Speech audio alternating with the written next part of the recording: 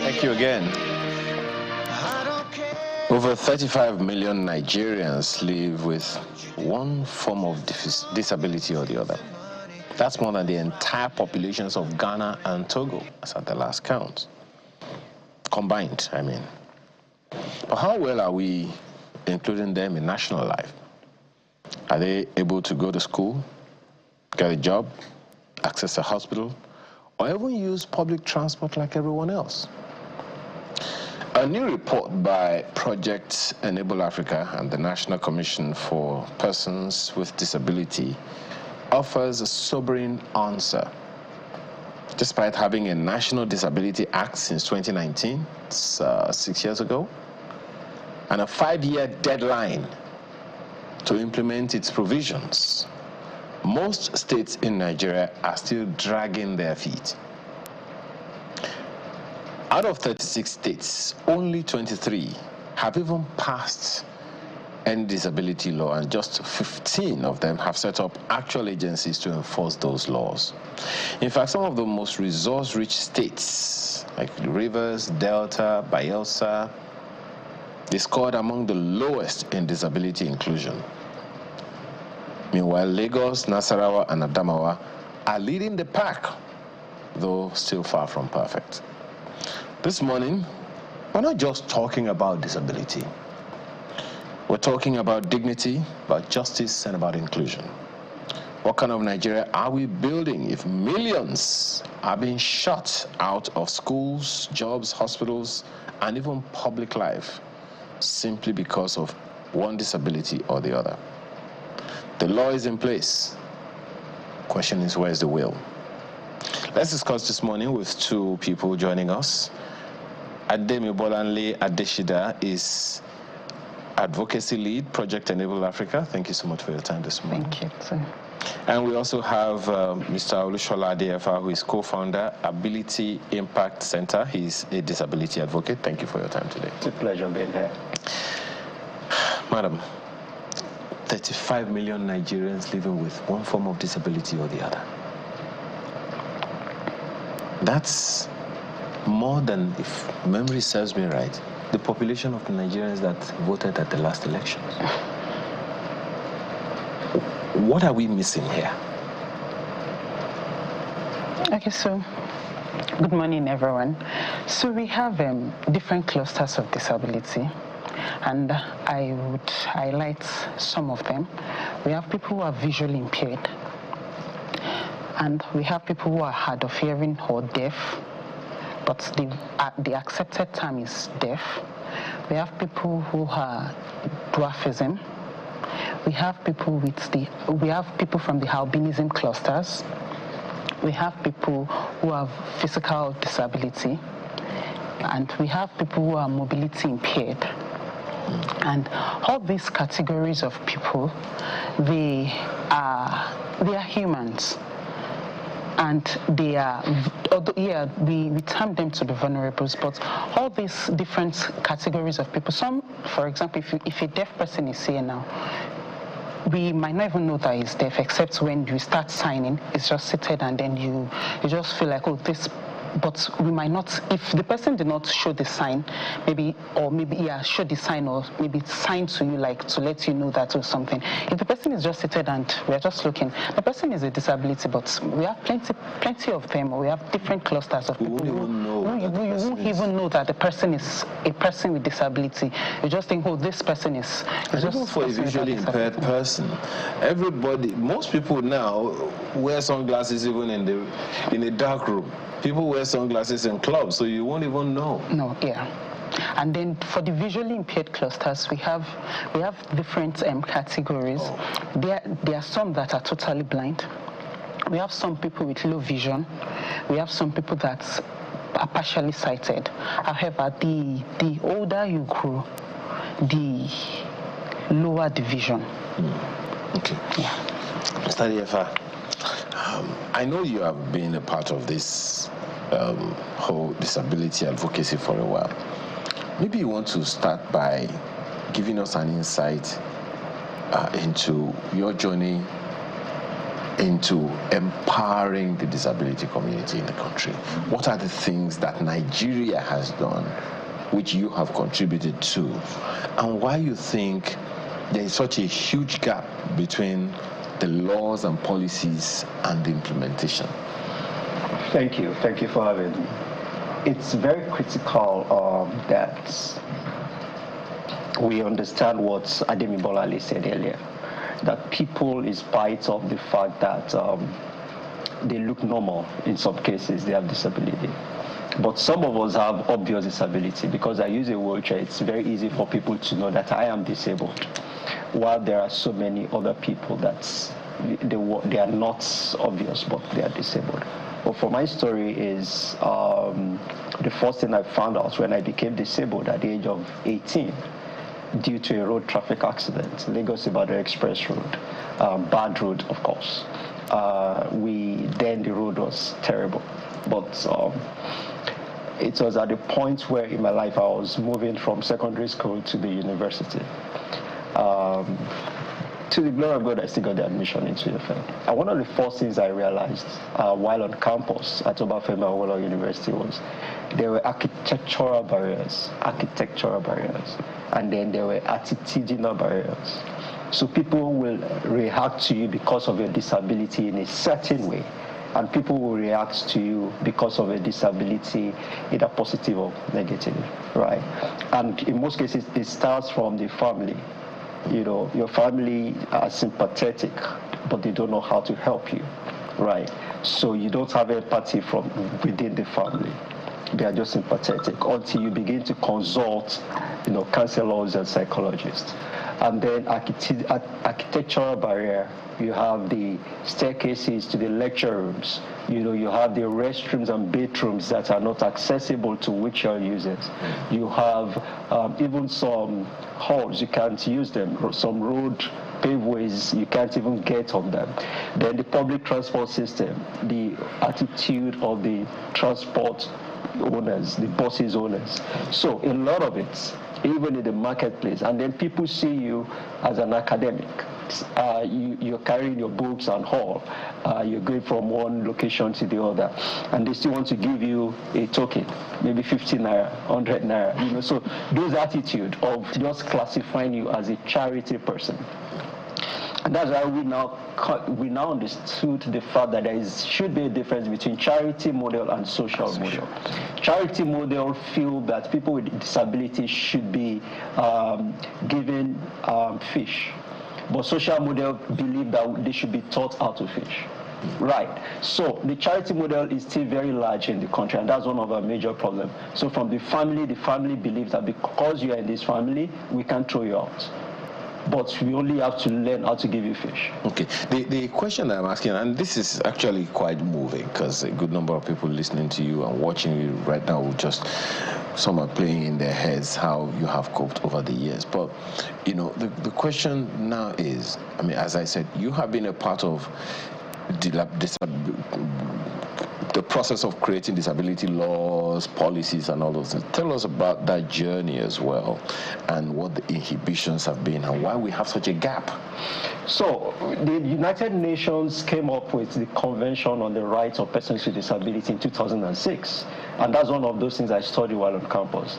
And that particular law by the United Nations, the convention, was meant to be signed in by all the member states of the United Nations. Nigeria, being a signatory, did not domesticate that law, that convention, for many years. So what we did in 2007, 2008, 2009 was to work with some of the government officials, some senators, House of Rep members, who supported us to put out a document as a bill in the National Assembly.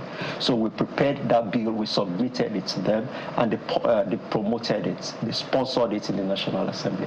And that lasted for almost 10 years, about 12 years, before it became signed into law. right? So a lot of organizations of persons with disabilities, non-governmental organizations were involved in several advocacy, several campaigns. Some had to go on the street to protest, some had to lobby, just to ensure that we got that bill passed.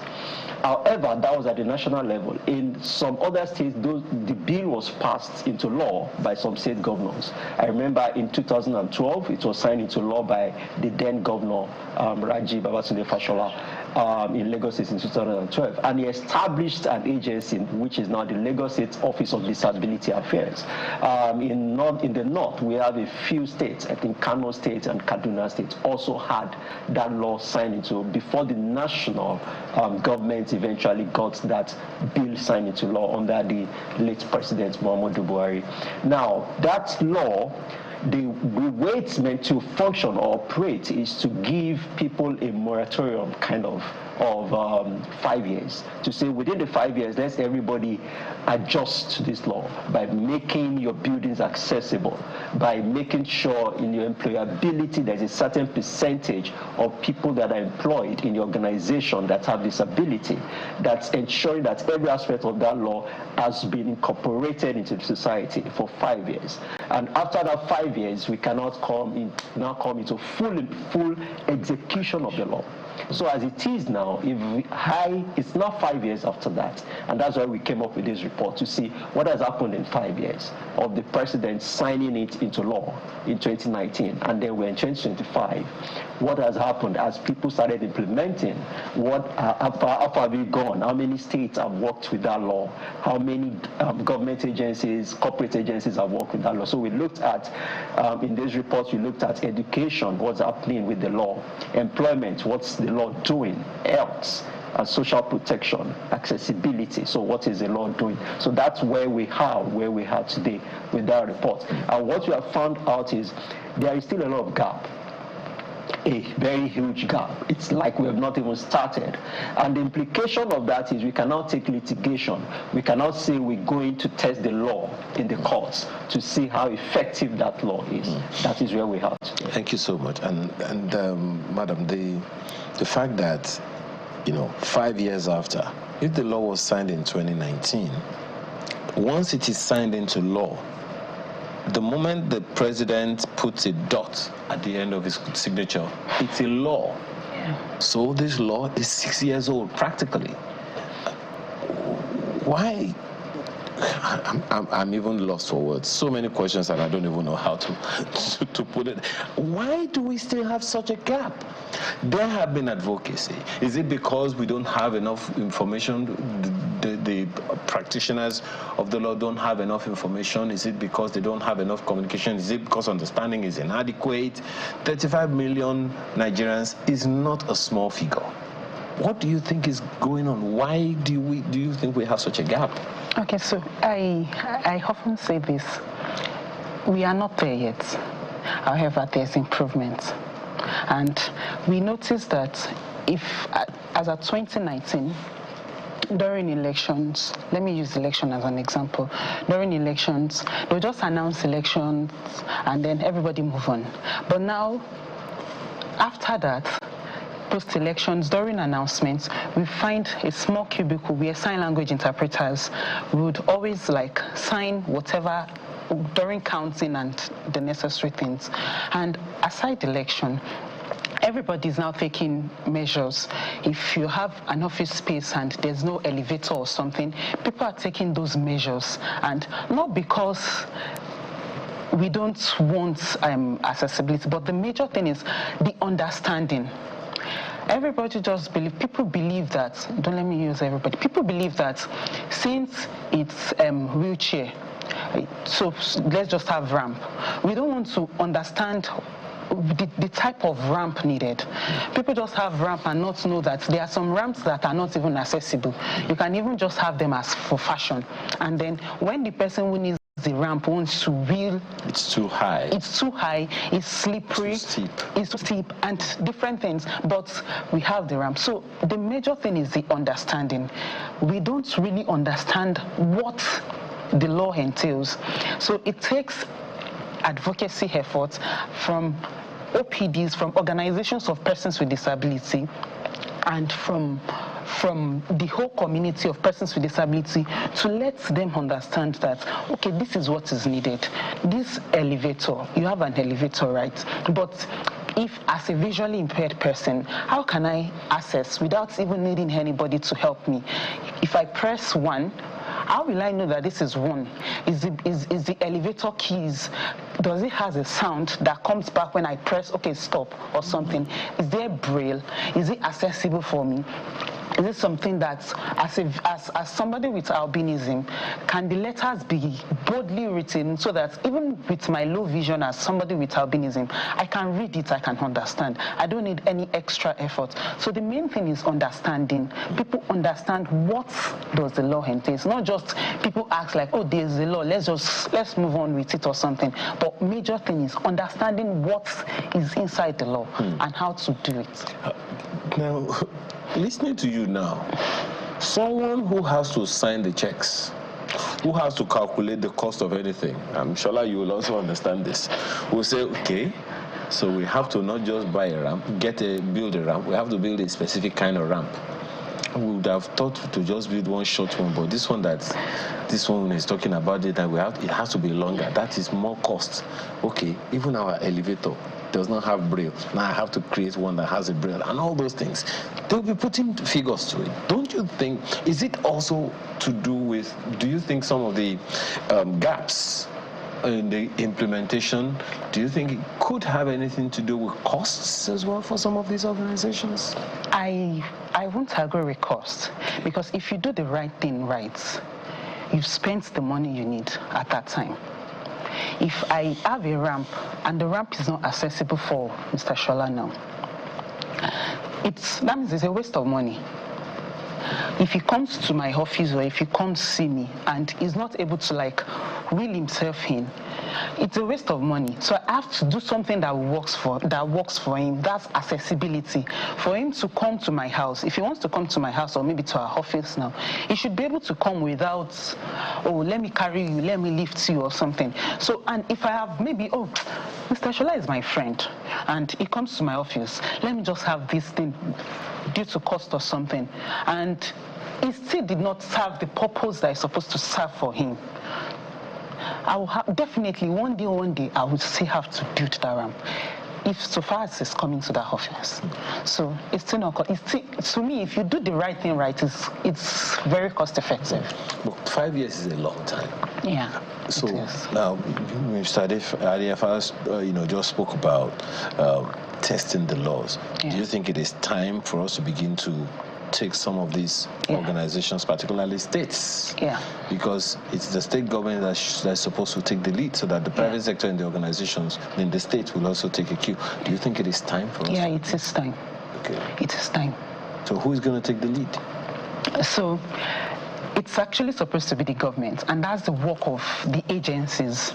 So once there's a federal law and there's a commission, and the goal is for each state to adopt the law. And once they adopt the law to their own state level, there's supposed to be an agency that works for persons with disability. And enforces that law. And that agency is supposed to work with all ministries to make sure that that law is being enforced. And once the law is enforced, if the states do their things and the ministries and each ministries are compliant, then it will be easy for privates. Then the states will be able to hold privates responsible that you did not do this, your office is not this. Hold different agencies or different stuff responsible, but it's more of the state. Mr. Adefas, again, I have too many questions, but I have very little time now. Where do you propose we go from here as far as this issue is concerned? Again, 35 million Nigerians, that's not a small number. So this report is just a starting point, the state of disability inclusion. It shows how we've included people with disabilities in Nigeria. And the good news from that report, from our findings of that report, is we have some states that have adopted the law, and a few of them have agencies, about 15 of them have agencies. Not all of them are functional, but some of them are very functional, like Lagos State Office of Disability Affairs is very functional, headed by capable hands. You know, a lawyer is heading Lagos State, and that's a third or fourth person that will be heading that. And then the National Commission of Persons with Disability is, and like she said, we need to strengthen those agencies through the law, right, and fund them adequately for them to take on this. And some of the things I realize some of these agencies are doing that are quite incredible is to partner with other MDAs, ministries, department and agencies to work with them instead of getting more resources. So they're working in Lagos State with LASTRA, for instance, with other agencies to ensure that residents are identified as persons with disability and they are made provisions for. So a landlord can make sure that if you have a tenant that is disabled, there are things you can do to support them. So this is how to go, you know, strengthening these agencies, and then people with disabilities can also approach these agencies with their requests and their plights, and then continue to project the potentials of persons with disability. We need all the support. One of the best things that has happened to persons with disabilities is the support of the media. The media has welcomed, supported, told stories, and we need a lot more of that as well. When these stories are told, when these issues are discussed, then we can also have more people have that understanding, because the truth of the matter is people don't know. As long as there is no ignorance before the law, you can't prove to be ignorant. Then we also have that obligation to ensure that people know what to do.